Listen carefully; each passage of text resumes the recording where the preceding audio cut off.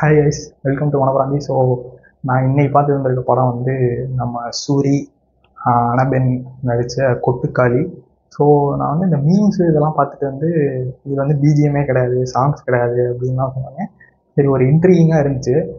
But award படம், அவார்டுக்கு அந்த டைப்பான படம் ஆர்ட் ஃபிலிம்னு தெரிஞ்சு தான் போனேன். நம்ம பொதுவாகவே இந்த அவார்டு படம்னா 10 ஸ்டெப்ஸ் பேக்கில் நிற்கிற ஆளு தான். ஸோ போயிட்டு அதோட எக்ஸ்பீரியன்ஸ் என்னென்னா, ஆக்சுவலாக பாசிட்டிவ்ஸ் பற்றி பார்க்கலாம். பாசிட்டிவ்ஸ்ன்றது என்னென்னா, அவங்களோட ஆக்டிங் பர்ஃபார்மன்ஸ் எல்லாமே வந்து வேறு லெவலில் பண்ணியிருந்தாங்க.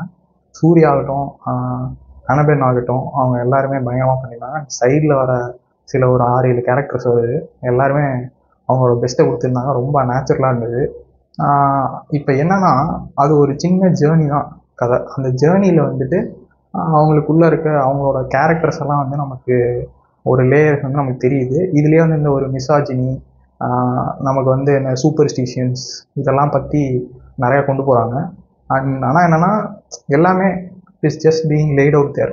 அது வந்து நம்ம தான் எடுத்துக்கணும்.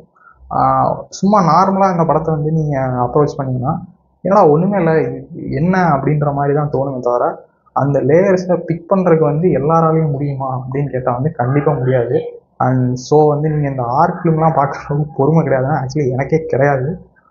அந்த படத்தை வந்து நீங்கள் தேட்டரில் பார்க்குறது வந்து நான் அட்வைஸ் பண்ண மாட்டேன். ஏன்னா வந்துட்டு நீங்கள் சூரி, அப்புறம் சிவகார்த்திகேயன் வேறு ப்ரொடியூஸ் பண்ணியிருக்காரு. அப்புறம் நம்ம இந்த ஆடியோ லான்ச்சர்லாம் ஏதோ சில என்ன ஐ மீன் அவங்க சில டைம் அவங்க அட்வர்டைஸ் பண்ணுறது மிஸ்லீடிங்காக இருக்குது. ஏன்னா அவரோட பர்ஃபார்மன்ஸ் வந்து விடுதலைக்கும் கருடனுக்கும் வந்து நீங்கள் அந்த மாதிரி எக்ஸ்பெக்ட் பண்ணிட்டு ஒரு கமர்ஷியலாக போய் இந்த படத்தில் உட்காந்து மாட்டணும்னு நீங்கள் அவ்வளோதான் நினைக்கிறேன். என்னென்னா, இந்த படம் ஆர்ட் ஃபிலிம்லாம் பார்க்க வேணாம் அப்படின்னு நினைக்கிறவங்க வந்து இந்த படத்தை அவாய்ட் பண்ணுங்க. ஸோ இப்போ சின்ன ஸ்பாய்லர்ஸோடு இதை பார்ப்போம். என்னன்னா, ஒரு ஸ்டோரின்றது என்னன்னா பெருசாக ஒன்றும் கிடையாது. ஒரு பொண்ணு இருக்கா, அவள் வந்து அவங்க வீட்டில் வந்து இந்த மாமா பையனுக்கு அவங்களுக்கு தான் வந்துட்டு சொல்லிட்டு டிசைட் பண்ணிடுவாங்கள்ல, அந்த மாதிரி சூரிக்கும் ஹீரோயினுக்கும் டிசைட் பண்ணிடுறாங்க. பட் வந்து இன் மீன் டைம் வந்து அந்த பொண்ணு வேற ஒருத்தன் லவ் பண்ணிடுறான். அந்த பொண்ணை வந்து அவன் வந்து என்னன்னா இது பண்ணிட்டான், வசியம் பண்ணிட்டான், அந்த பொண்ணு பேய் பிடிச்சிருச்சு அப்படின்ற மாதிரி அவங்க அப்ரோச் பண்ணுறாங்க. ஏன்னா அந்த வில்லேஜ் அப்படின்றது. ஸோ இது வந்து சூப்பர் ஸ்டிஷனில் வருது. அண்டு அந்த கேரக்டர் எப்படி இருக்குது, சூரிய ஒரு இடத்துல ஒரு டிரான்ஸ்ஃபார்ம் ஆகாது, பேசாமையே இருந்துட்டு, அது ஒரு மாதிரி அந்த சீன் நல்லா இருந்துச்சு இன்ட்ரோவுக்கு முன்னாடி. அண்ட் மற்றபடி பார்த்தீங்கன்னா, ஒரு பெருசாக கேமராஸோ எல்லாமே வந்துட்டு ஒரு ஸ்டாட்டிக்காக வச்சுட்டு அங்கே வந்து ஆளுங்க மூவ் பண்ணி அது ஒரு பர்ஃபார்ம் பண்ணுறது நேச்சுரலாக காட்டணும் அப்படின்னு சொல்லி அவங்க நிறையா பண்ணியிருக்காங்க. பட் அது படமாக நம்ம மோஸ்ட்லி என்டர்டெயின்மெண்ட்டு தான் வந்து நம்ம விரும்புகிறோம் அப்படின்றனால எனக்கு அது பெருசாக ஒர்க் ஆகலை. ஆர்ட் ஃபிலிமுக்கும் மேபி தியேட்டரில் போய் பார்க்குற அளவுக்குலாம் அவங்களுக்கு பொறுமை கிடையாது. அண்ட் அட்லீஸ்ட் வந்து அவங்க என்ன சொல்ல வராங்கன்றத முடிச்சிருந்துருக்கலாம். கிளைமேக்ஸ் என்ன பண்ணிட்டாங்கன்னா, பயங்கரமாக ஒரு ஓப்பன் எண்டிங்கை போட்டானுங்க. திடீர்னு ஒரு திடீர்னு ஆஃப் பண்ணிட்டானுங்க. ஆஃப் பண்ணிட்டு இது நீங்களே வந்து டிசைட் பண்ணிக்கோங்க அப்படின்ட்டாங்க கிளைமேக்ஸை.